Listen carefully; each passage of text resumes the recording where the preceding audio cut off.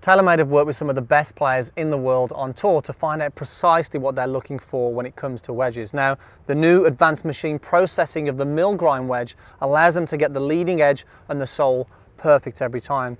And utilizing this machine processing, they've created 3 unique bounces to fit 3 types of golfer. So Piers, over to you. Over to me, right, okay, so there's 2 main questions you need to ask yourself when you want to decide what wedge you should be using. Now, the first thing is the golf course that you play at. So if you're on a golf course where the fairways are very tight and the bunkers, there's not a lot of sand in them, Andy, we know the ones, you want to be looking towards then having a lower bounce option.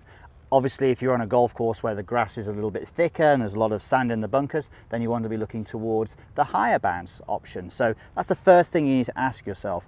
Then we need to look at the divots that you take as a result of your swing style. So if you have we see obviously the 3 different options, but if we went with the standard one first of all, we'd see a swing which would pretty much be on plane, and we take that sort of dollar size bill divot, then obviously you're fitting into that standard sort of bounce position.